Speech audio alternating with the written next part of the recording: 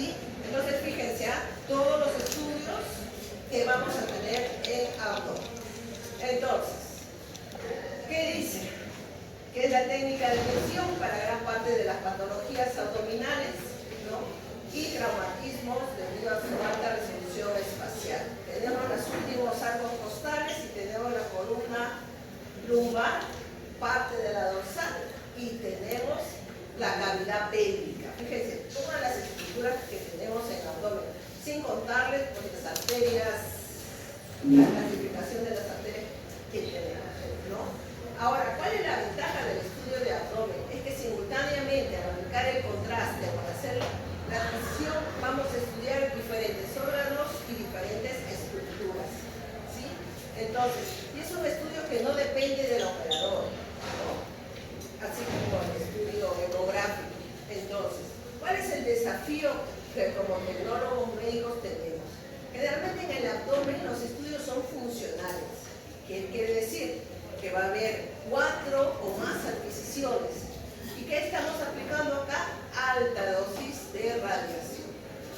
Entonces, dependiendo de la patología, nosotros vamos a suprimir algunas adquisiciones para disminuir la dosis de radiación.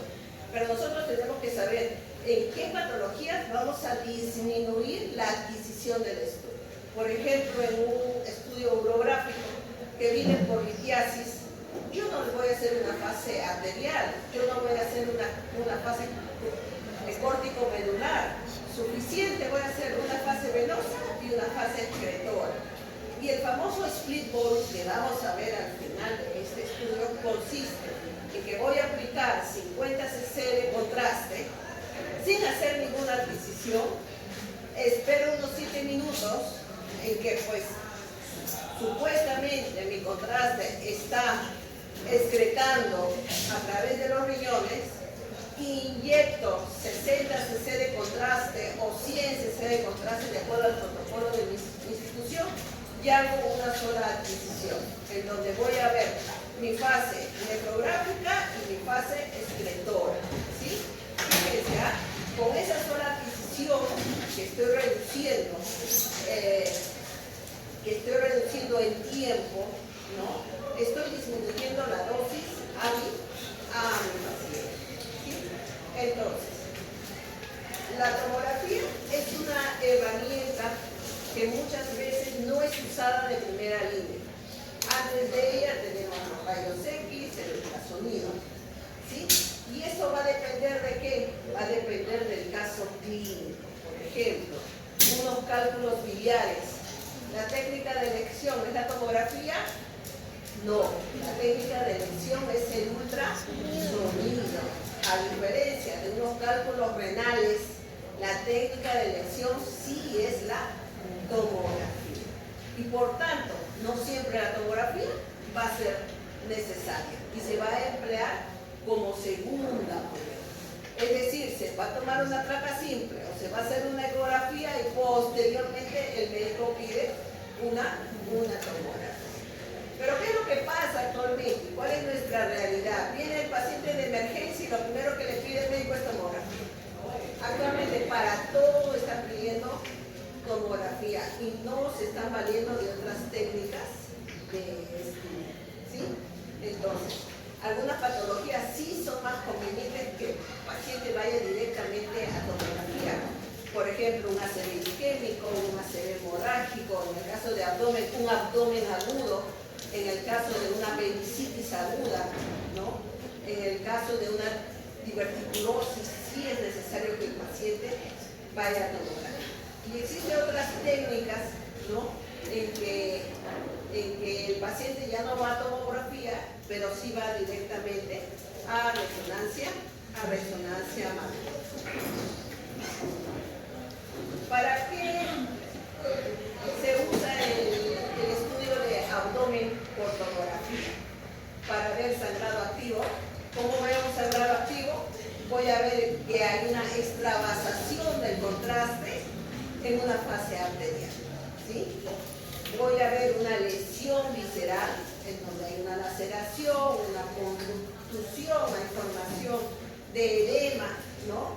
en órganos sólidos. ¿Cuáles son los órganos sólidos? Hígado, vaso, páncreas, riñones. ¿Qué más voy a ver? Voy a ver líquido peritoneal, ¿no? En el caso de pacientes con cáncer, por ejemplo, una característica es que tiene líquido peritoneal en el abdomen. Líquido extraperitoneal, ¿sí? Igualmente, aire en el peritoneo, los neumoperitoneos, en el caso de perforación de vísceras huecas, pacientes que han sufrido un accidente de tránsito, que tienen una fractura de arcos costales, ¿no? O una fractura a nivel de columna, o una fractura de pelvis, va a haber la presencia de aire en vísceras huecas.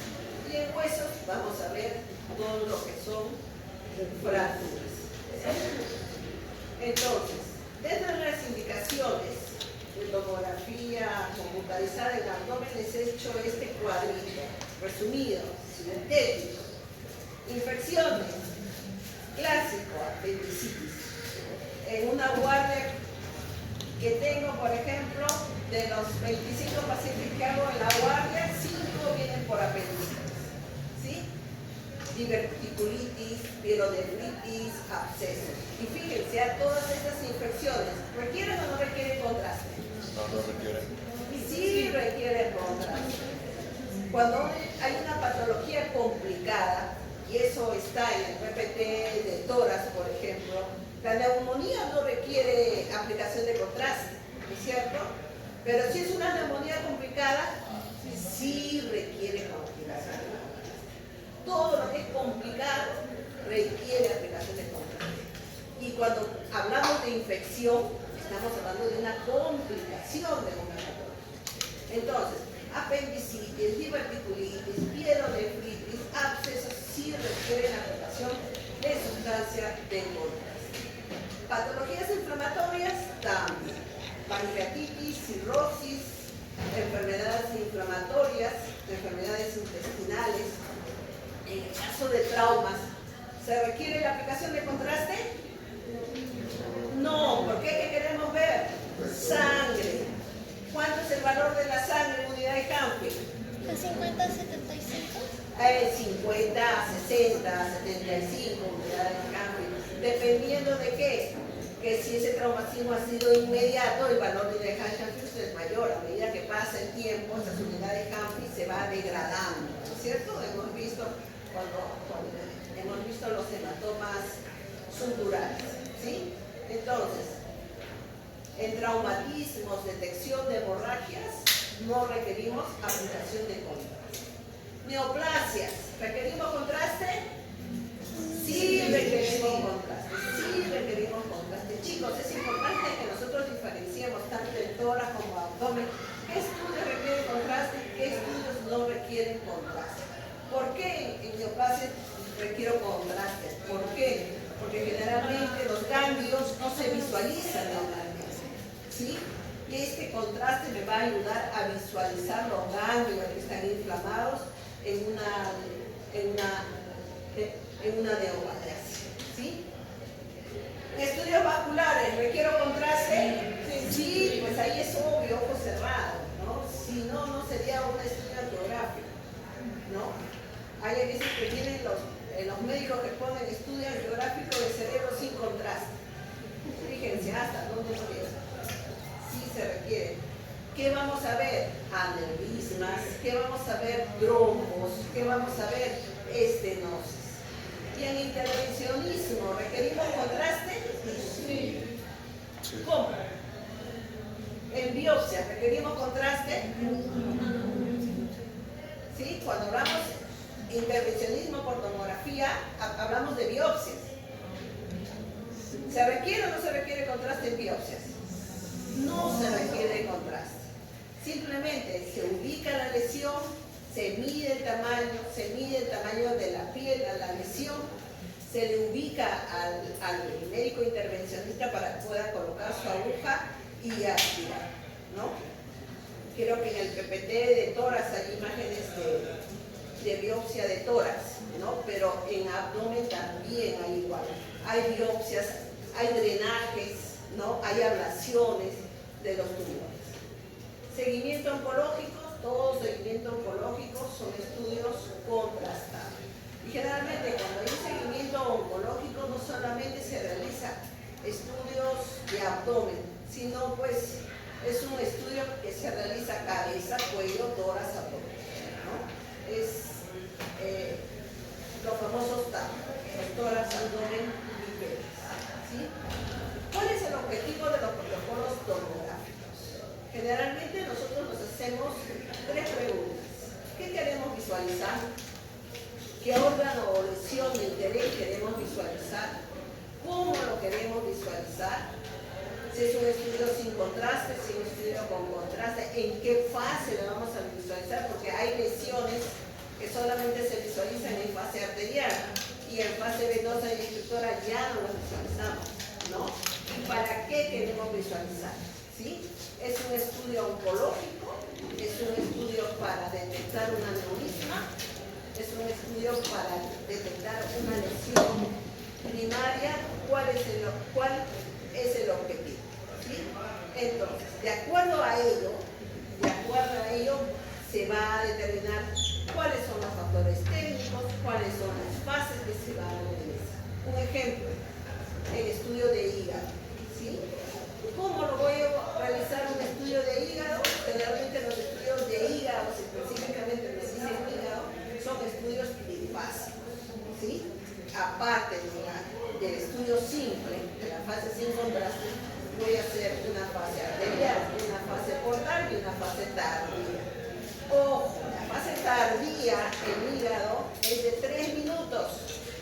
La fase tardía en riñones o ver las vías urinarias es a partir de los 6 a 7 minutos. ¿Ya? ¿Y por qué lo quiero ver? ¿Por qué? Porque quiero ver una lesión que posiblemente tiene características malignas. Esta lesión maligna la voy a ver en una fase arterial, ¿sí? Entonces, en base a este ejemplo, yo me voy a preguntar, ¿qué queremos visualizar? ¿Cómo lo queremos visualizar? ¿Y por qué lo queremos visualizar? ¿Sí? Entonces, cuando nosotros decimos ¿qué queremos visualizar? Hay que recordar que dentro del abdomen tenemos diferentes estructuras, arterias, venas, órganos como el hígado, la vejiga, el riñón, etc. ¿Sí? El colon, ¿sí? Entonces, órganos que tienen coeficiente de atenuación similares. Entonces, nosotros tenemos que saber cuál es el coeficiente de atenuación del riñón, cuál es el coeficiente de atenuación del hígado, cuál es el coeficiente de atenuación del colon, cuál es el coeficiente de atenuación de la vejiga. Ya les estoy dando preguntas de examen, ¿no? Ya les estoy dando preguntas de examen, ¿ya? Entonces, y dentro de esto encontramos estructuras de gran tamaño y de pequeño tamaño confinadas en una misma cavidad, ¿sí? Entonces, pero su visualización está limitada, ¿por qué? Por una borrosidad cinética, ¿sí? Entonces, y esa borrosidad cinética, nosotros vamos a hablar de una visualización, ¿no?, de contraste. Entonces, vamos a hablar de mejorar el contraste del abdomen a través de ¿qué? Aplicando sustancia de contraste. La visualización de bajos de contraste se mejora ¿cómo? Aplicando contraste endovenoso. Mejoro ¿cómo? Aumentando el miliamper segundo. Mejoro ¿cómo? Usando los filtros, los kernel, ¿no?, de partes blandas. Mejoro ¿cómo? Haciendo mi reconstrucción, ¿no?, mi reconstrucción iterativa, o en los equipos que tenemos el ICE, utilizando el ICE, ¿sí? Entonces, sin contraste, en estudios sin contraste, es muy difícil diferenciar estructuras, como lo visualizamos acá. Y el contraste nos ayuda a resaltarlas, ¿sí? Entonces, ¿por qué? Porque el coeficiente de atenuación dentro de la cavidad abdominal, dentro de los órganos, son muy similares. Y acá les he puesto un cuadrito, solamente para recordar, ¿no? Sangre hasta 70, hígado 50-70, base de 40-60, músculo de 10 a 50, hueso mayor a 1000. O sea, chicos, los coeficientes de atenuación nos van a buscar toda la vida. Vamos a tener, hasta en la sopa nos vamos a tener los coeficientes de atenuación para poder diferenciar si dentro del abdomen hay un absceso, si el riñón tiene un quiste y cuál es la unidad Hanfi del quiste, ¿no? Comparando con la unidad del riñón. Si hay una hemorragia, cuál es la unidad Hanfi de esta. ¿Sí? Y no solamente vamos a ver las unidades Hanfi, sino vamos a poder visualizar, ¿no?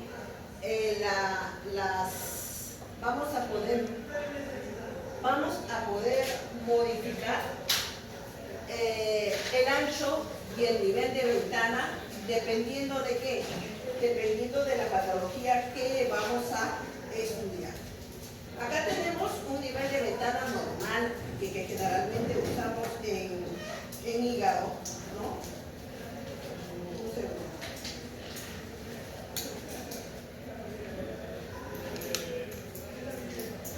Que es de 400, un ancho de ventana y un nivel de 40. Fíjense, con este ancho y nivel podemos visualizar la lesión que hay en el hígado muy tenuamente, ¿no es cierto? ¿Qué es lo que procedemos? A bajar el nivel y el ancho de ventana para poder, ¿qué cosa?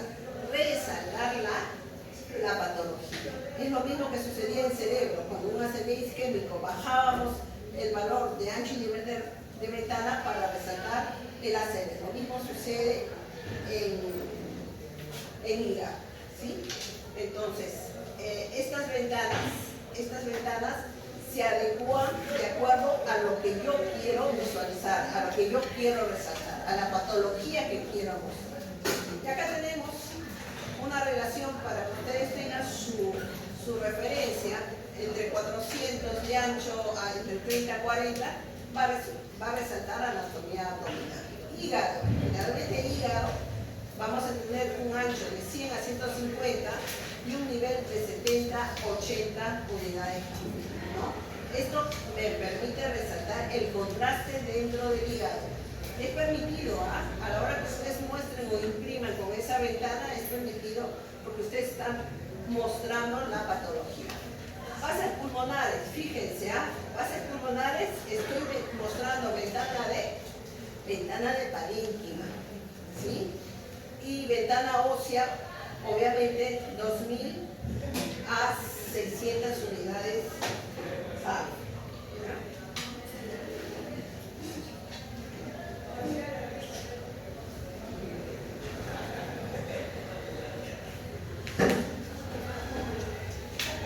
Entonces, el ancho y nivel de ventana, ¿qué es lo que me va a permitir?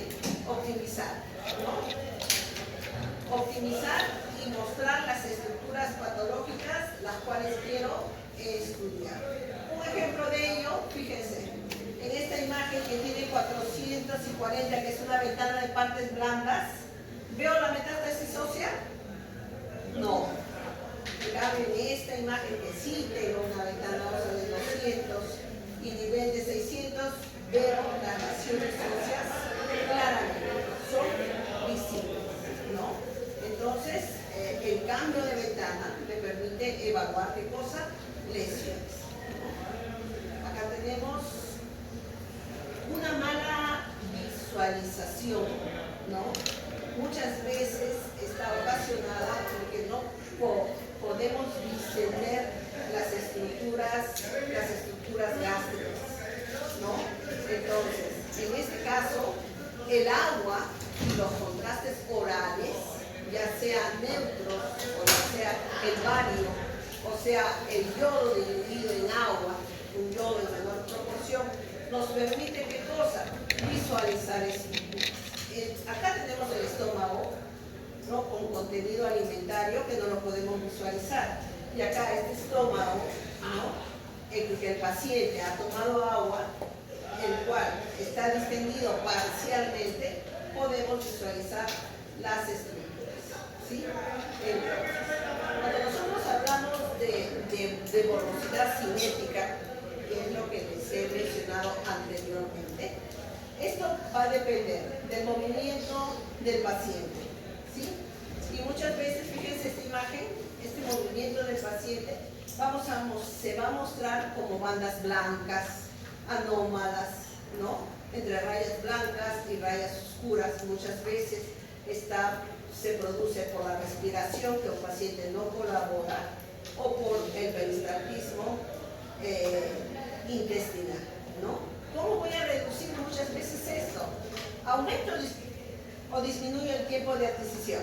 Disminuye. Disminuyo el tiempo de adquisición, ¿sí? Un paciente que no colabora, ¿no? Un paciente que no colabora y que mi adquisición es de 10 segundos, para disminuir estos movimientos, posiblemente lo voy a hacer a 5 segundos. ¿Qué puedo hacer? Disminuir la rotación del gantry o aumentar el pitch, ¿sí? Si mi equipo ya no me da para disminuir la rotación del gantry, pero sí me permite aumentar el pitch, aumento el pitch, ¿sí? Ahora, hemos hablado de la movilidad intestinal, se ha hablado de los movimientos del paciente, y todos estos va a repercutir pues en la calidad de la imagen y va a crear el famoso artefacto de movimiento, ¿sí? Entonces, la calidad de la tomografía abdominal depende de una adecuada apnea y de minimizar los movimientos fisiológicos del paciente. Y muchas veces hay pacientes que colaboran, pero en ningún momento el tecnólogo, ni el interno, ni el alumno le ha dicho, ¿sabe qué? Cuando oiga la voz va a tomar aire y contenerlo, y le va a hacer practicar, no lo hace. Y al final el paciente va a oír la voz, tome aire y contenga, el hombre no va a saber qué hacer, si botar o tomar aire. ¿Por qué? Porque previamente no se ha practicado. Y vamos a tener estudios con movimiento, con velocidad cinética, ¿sí? A ver, dentro de esta borrosidad cinética está la respiración, las pulsaciones vasculares cardíacas, el peristaltismo y el movimiento del paciente, ¿sí? Vamos a obtener imágenes borrosas, ¿no?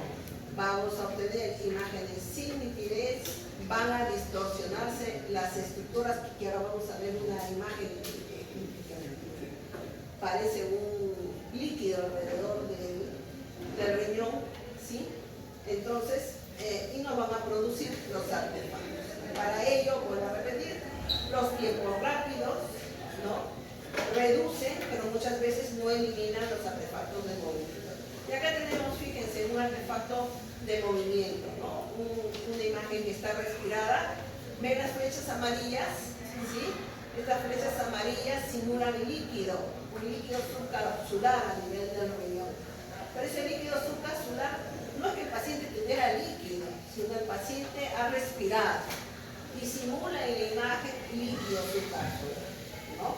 Ahí es la importancia de hacer tomar bien el aire a los pacientes, ¿no? Y acá es esta imagen, ¿no? La mala visualización de estructuras, porque por ejemplo, generalmente la buena visualización de estructuras como el estómago, el intestino y el colon se logra ¿qué? Haciendo tomar agua al paciente o haciendo tomar contraste al paciente. Si no toma agua, si no toma contraste, no va a haber en ningún momento una buena distensión, ya sea del estómago o ya sea de los intestinos, ¿sí? Acá tenemos un paciente que ha tomado, que las flechas amarillas, ¿sí? Nos están mostrando la captación del contraste a nivel de las aortas. Y las flechas rojas nos están mostrando un infarto intestinal, ¿sí? Es el paciente que si no hubiese, que esto no se podría ver, este infarto, si este paciente no hubiera ingerido agua. Y justamente se ve este infarto intestinal con un halo graso alrededor, porque justamente es un paciente que ha tomado agua y se puede se puede visualizar a través de ello este linfoma, ¿no? Entonces, en abdomen, ¿qué limitaciones tenemos? Tenemos dos limitaciones. Una, la morosidad cinética, abdominal inadecuada, movilidad intestinal, y muchas veces eso se debe a cómo ha venido el paciente. Y tenemos la dosis de radiación, porque tenemos órganos radiosensibles. Dentro de estos órganos radiosensibles muchas veces hacemos el barrido desde las mamas hasta los genitales. Son órganos radiosensibles y muchas veces estamos haciendo protocolos innecesarios, ¿sí? Entonces, ¿qué se está acumulando? La dosis de radiación. Lo importante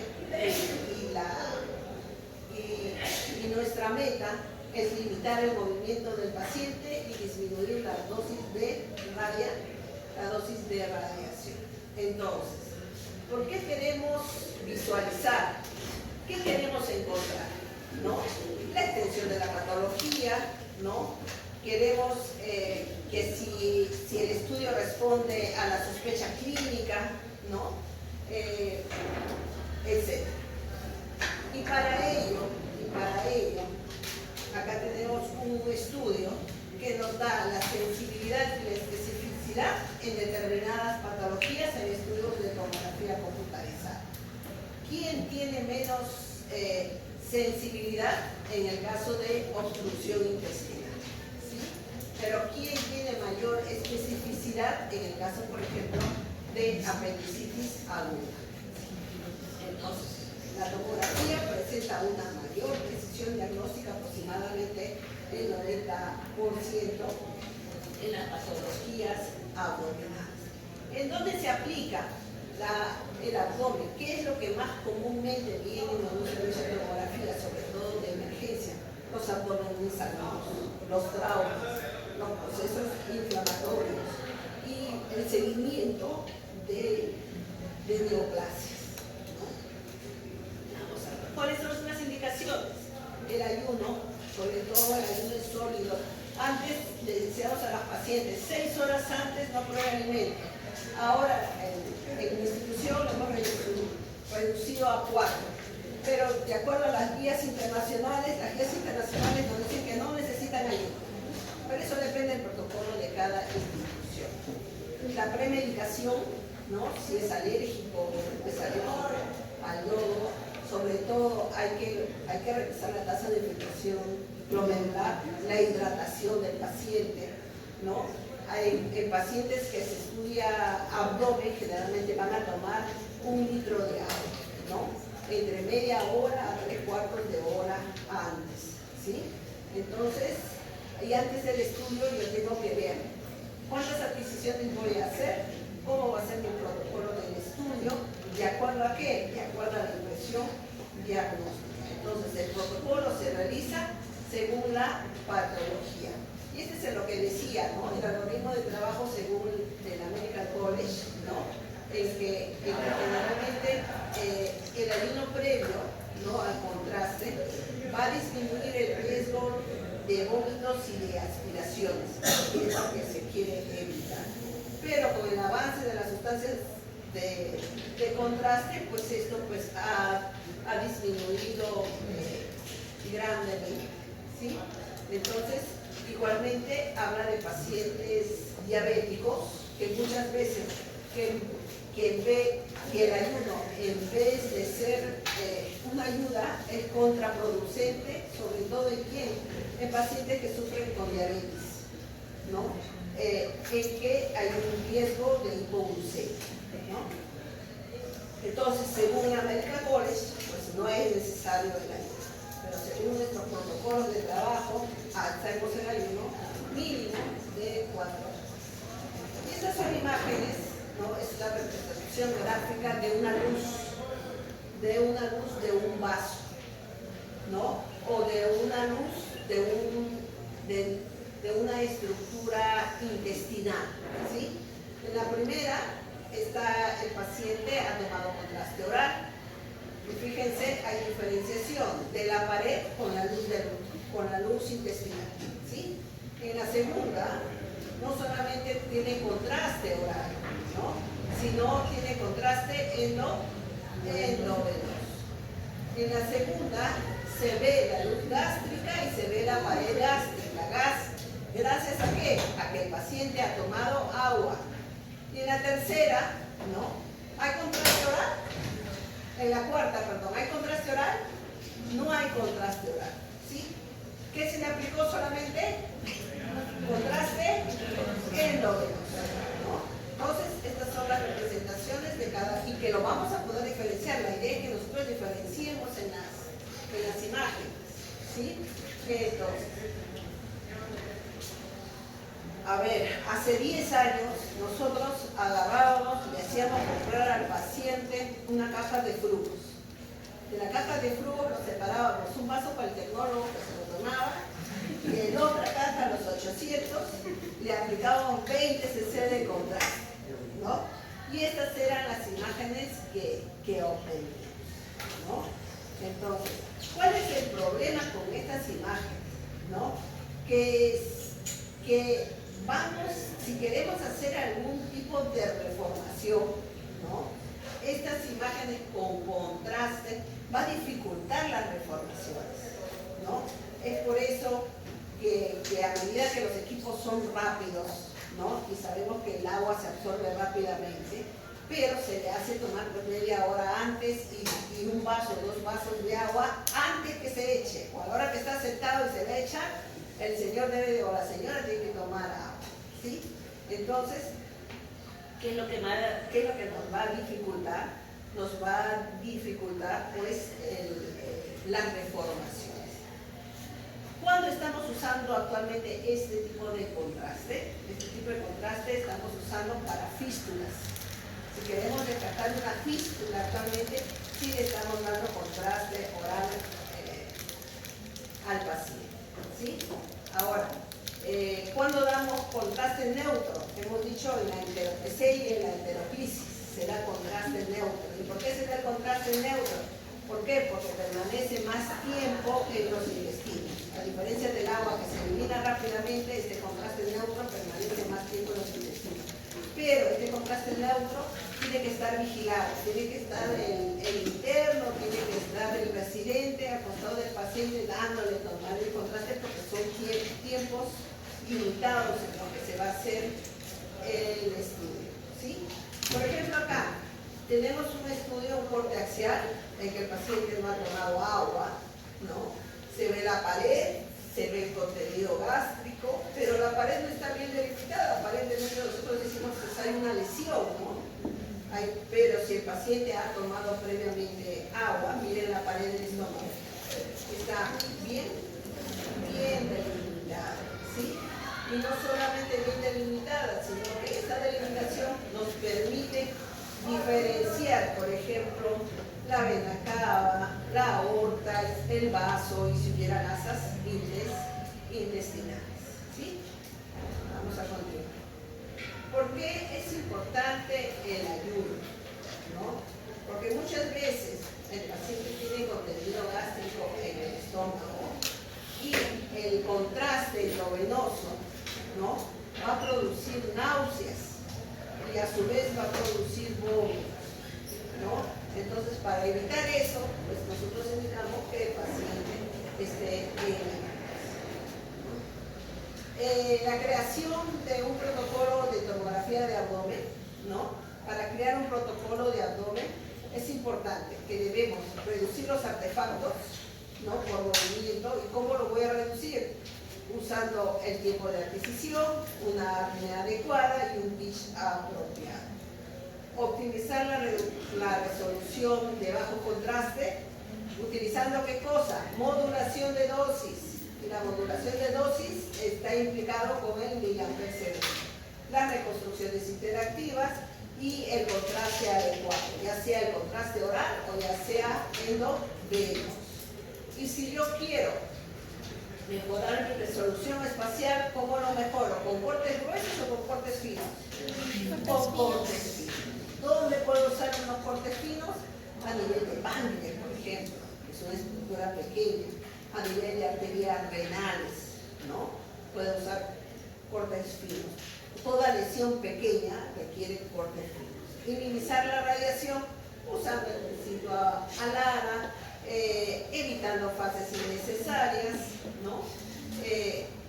Entonces, usando todas esas características, vamos a obtener una imagen de calidad diagnóstica. ¿Cómo es nuestro protocolo? Posición, el paciente de cúbito supino con los brazos sobre la cabeza. El SCAO, ¿cómo es? En frontal y lateral. ¿Y por qué le pongo frontal y lateral en el SCAO? ¿Por qué coloco en frontal y lateral en el SCAO? Al chico.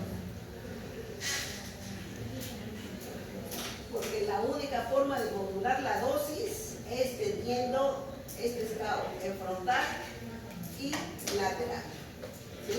Si no, no hay modulación de dosis, no modula o esa dosis no es exacta. ¿Sí? Entonces, ¿dónde inicia el estudio de abdomen? Inicia en el diafragma y termina a nivel de la sínfisis del pubis, 2 o 3 centímetros debajo de la sínfisis del pubis en damas y hasta terminar las gónadas en pacientes masculinos. Pero ¿cuál es mi punto de referencia?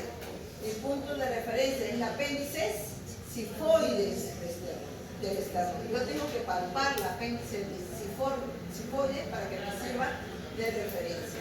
O tengo que palpar la sínfisis del pubis para que me sirva de referencia. Acuérdense, abdomen necesariamente tiene modulación de dosis, ¿no? Los kilovoltios entre 100 y 120. Cuanto más baje el kilovoltaje, más va a resaltar el contraste. ¿Sí? Una de las características en estudios angiográficos es que los kilovoltajes son bajos. ¿Por qué? Porque va a aumentar el coeficiente de atenuación. ¿Sí? El filo bio que se usa pues es un filo bio amplio que después se puede ir reduciendo de acuerdo a la estructura de que voy a estudiar. Mi primera adquisición prospectiva, dependiendo del número de detectores que tenga, generalmente el corte del detector va a variar de 0.5 a 1.25. Ya hemos hablado el ancho y nivel que es básico, ¿no? En abdomen, más esto va a cambiar si es hígado, si es hueso, ¿no? Es de 450 a 50. Y mi reformación en NPR va a variar entre 3 a 5. ¿Sí? Para la preparación del paciente, ¿qué tengo que ver? La función renal, antes del contraste endovenoso. ¿Sí? Instruir al paciente el apnea, que tome aire y que lo contenga antes de la adquisición. Seleccionar previamente mi protocolo. ¿Sí? Entonces, el objetivo, vuelvo a repetir, una máxima calidad con la menor dosis de radiación, bajo el principio ANAR. ¿Sí? El tercer punto que vimos en el primer cuadro era cómo lo queremos visualizar. Y ese cómo lo queremos visualizar va a depender del órgano que voy a estudiar, si es un estudio de hígado, de páncreas, si es un estudio de retroperitoneo, o de acuerdo al diagnóstico probable, ¿no? Si me viene una trombosis de la vena porta, ¿qué estudio voy a hacer? Una angiografía, pero en base arterial, no, en base venosa, porque dice vena porta, ¿sí? Ahora, y esto va según las características del paciente, que eso lo vamos a ver en el estudio, porque mucho depende de la característica del paciente en un estudio cardíaco, ¿no? El ERA del paciente, el gasto cardíaco, ¿no? La patología del paciente, si es diabético, si no es diabético, ¿no? Y las características del tumor, obviamente, ¿no? Ahora, estos son los parámetros del equipo que yo manejo, ¿no? La adquisición, el tiempo de rotación, la cobertura que ya he mencionado allá arriba, el pitch elevado, solamente para volver a recordarles. Él es el filubio grande, pero se puede acortar con el filubio. Y ojo, el paciente tiene que estar en el isocentro. ¿Y por qué va a estar el paciente en el isocentro, chicos? ¿Cuál es la finalidad del isocentro? Que el paciente esté en el isocentro. Y eso ya lo hemos Porque si no está en el lisocentro, ¿no? Y el paciente está muy abajo o muy arriba, va a recibir mayor dosis o menor dosis. Y por ende, la modulación de dosis no va a funcionar.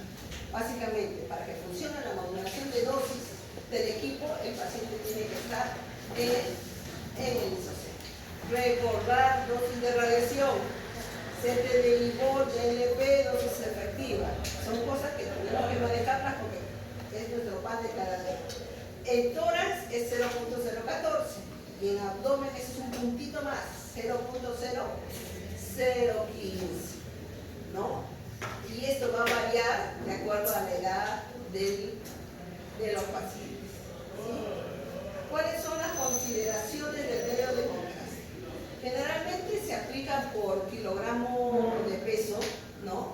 1.5 por kilogramo de peso o 2 mililitros en pacientes pediátricos, pero varía entre 60 a 100 mililitros. ¿Por qué les digo entre 60 a 100? En mi caso, porque son pacientes que vienen del CIS y solamente el CIS le da un frasco de 100 mililitros. Entonces yo tengo que usar eso. Por más que pise 200 kilos el paciente, tengo que usar 100, salvo que por ahí me coja pues, de otro paciente, o tengo un guardado y lo aumente, ¿no? Pero ese es. Ahora, en abdomen los flujos, ¿no? No son flujos angiográficos, son flujos entre 2 y a 4 mililitros por segundo, de acuerdo a la fase que yo quiero evaluar, ¿sí? Generalmente yo doy entre 4 y 4.5. El delay, eso hay que recordarlo, chicos. Un delay arterial es entre 20 y 30, un portal es de 60 a 70 y una fase de equilibrio cardíaco es de 3 a 5 minutos, ¿sí? Entonces, pero estos parámetros, ¿no?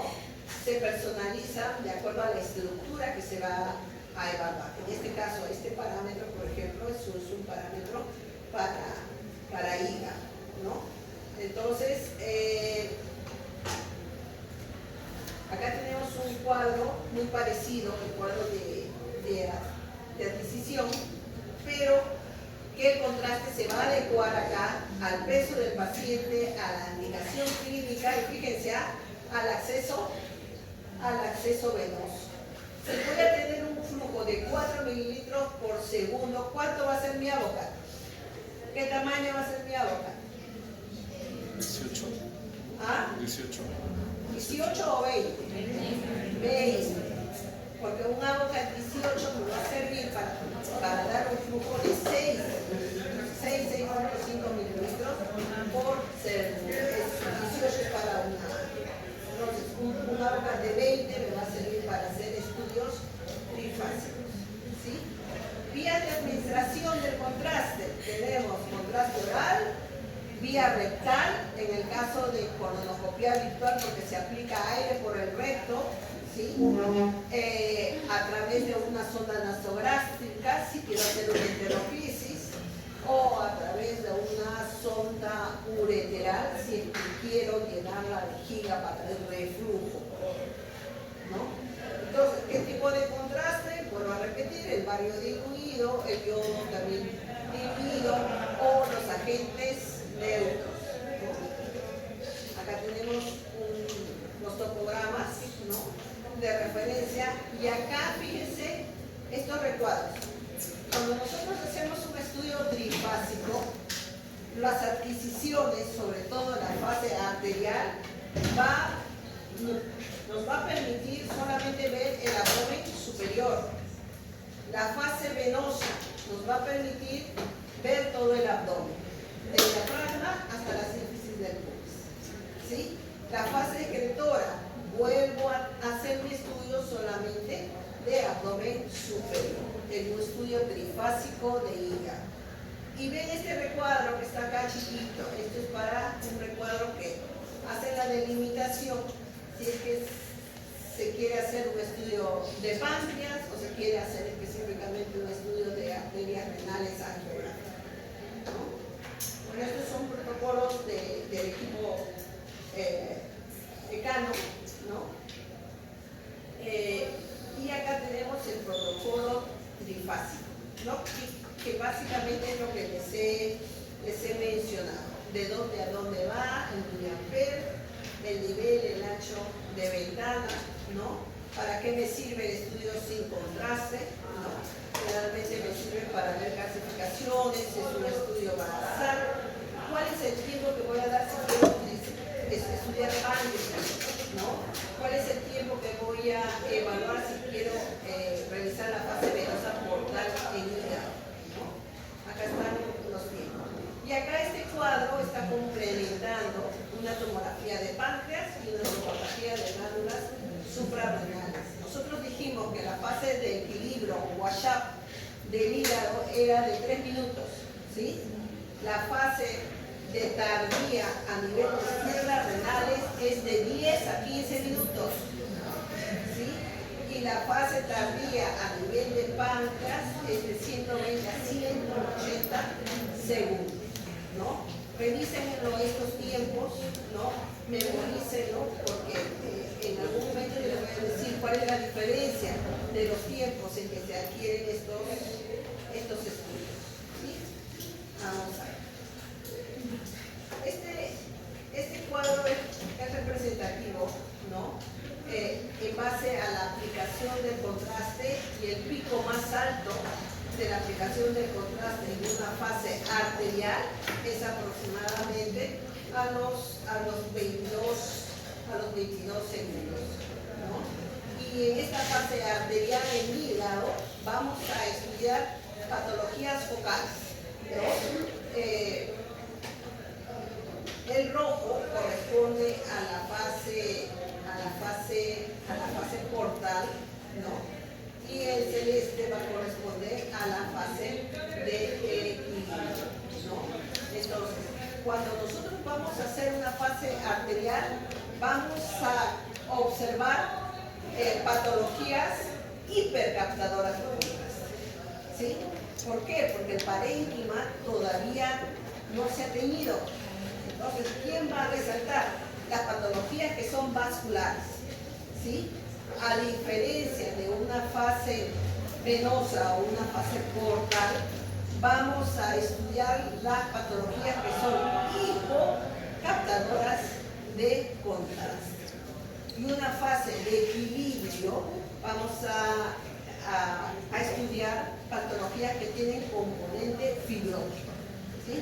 Más o menos esa es la relación entre uno y otro. Por ejemplo, cuando el parénquima hepático se realza al máximo en la fase portal, que es la que les estoy mencionando, se puede igualar al realce del tumor. Y por lo tanto, en esta fase, los tumores hipervasculares pueden pasar desapercibidos.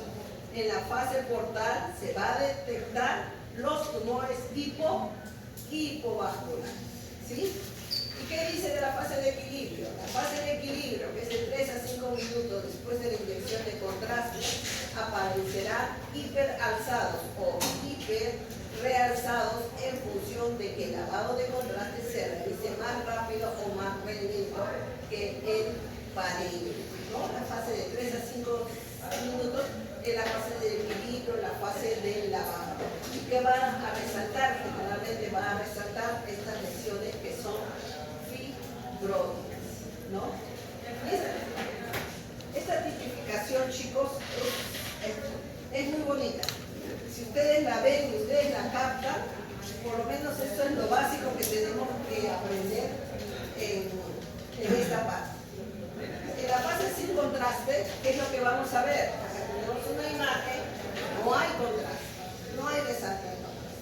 Vamos a ver litiasis, calcificaciones, hemorragias, grasas en tumores hepáticos y grasas en adenomas o mielolinfomas, ¿sí? Está fácil. Sangrado, cálculos, grasas, hemorragias, ¿sí? Ahora, acá me está dando la dosis de contraste que voy a aplicar, que encontré en esa literatura. Me dice que de acuerdo al peso del paciente, si el paciente es para un equipo de 64, el paciente pesa menor de 75, voy a aplicar 100 cc. Si el paciente pesa mayor de 90, voy a aplicar 150. Pero son para equipos que son pues con bajos números de detectores, de 64 hacia abajo. Pero acá hay otro dato importante, ¿no? De acuerdo al kilovoltaje. Si yo voy a usar en mi estudio 80 kilovoltios, que quiere decir que voy a aumentar la atenuación del contraste, yo no necesito usar 1.5 kilogramos cc de contraste por kilogramo de peso. ¿Cuánto voy a usar? 0.9. Si voy a usar 100 kb, solamente necesito 1 mililitro. Y si voy a usar 120, 1.1 a 1.5 mililitros por kilogramo de peso.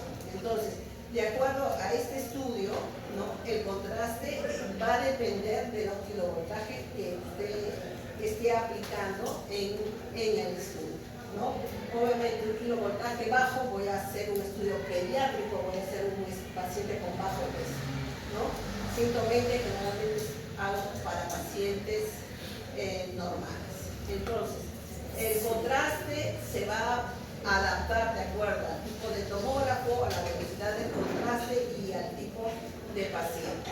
Por ejemplo, en este de 64 líneas, la fase arterial va a ser en los 35 segundos y la fase venosa va a ser a los 75 segundos. Segundo punto, ¿qué voy a ver en una arterial precoz? La arterial precoz es entre los 15 a 20 segundos.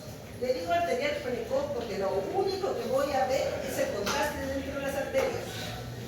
No voy a ver el tejido del parénquima, ya sea del hígado, ya sea del vaso, ya sea del riñón. Demarcación vascular, ¿no? La detección de aneurismas y la detección de la disección. O sea, esta arterial precoz es básicamente un estudio angiográfico. Una arterial tardía entre los 25 y 40 segundos. ¿Qué voy a ver? El realce de lesiones hipervasculares. Voy a ver mucosa intestinal. Voy a ver el vaso, el parénquima del vaso, ¿sí? Voy a ver el parénquima pancreático. ¿Y qué voy a ver? La corteza renal, ¿sí?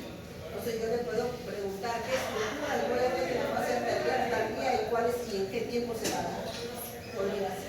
Y fíjense, este es un estudio, es una adquisición que se ha hecho a los 18 segundos. Y básicamente, ¿qué es lo que veo? Vasos, arterias, ¿sí? Y esta es una adquisición a los 35 segundos, donde ya hay una perfusión a nivel del parénquima del hígado, va a resaltar pues, las lesiones que están en el hígado. Entonces, si yo quiero resaltar lesiones en el hígado, voy a usar una arterial temprana o una arterial tardía. Una arterial tardía, ¿sí? Tenemos una fase arterial de los 30 segundos, ¿no? Y básicamente estas imágenes nos hacen el realce del vaso. Y el realce del vaso en una arterial tardía, generalmente, o una arterial, es como si fuera la imagen de la cebra, la imagen irregular. ¿Por qué? Porque el vaso tiene dos tipos de irrigaciones, y una de las irrigaciones es vascular, ¿no? Por eso es lo que se ve de esa forma. Y ya en la fase venosa de 70 a 80 segundos, ya vamos a ver un parénquima del vaso en forma homogénea, ¿sí? Acá tenemos dos diferentes flujos, fíjense. En un flujo de 2.5 mililitros por segundo, la lesión se ve dentro. Y en un flujo de 5 mililitros por segundo, la lesión, ¿no? Hay una mayor captación de contraste dentro de la lesión. Entonces, acá, ¿cuál es lo ideal? Dar un mayor flujo de contraste, ¿no? Entre 4 a 4.5 mililitros por segundo. Fase portal, porque quiero acabar con estas fases. Fase portal de 60 a 80 segundos. Realce del parénquima hepático. Acá no voy a ver lesiones hipercaptadoras, porque la lesión hipercaptadora está el mismo contraste que el parénquima del hígado, entonces no lo voy a ver. ¿Qué voy a ver? Lesiones hipovasculares. ¿Qué puedo ver acá? Una trombosis de la vena porta. ¿Qué puedo ver acá? Absceso, ¿sí?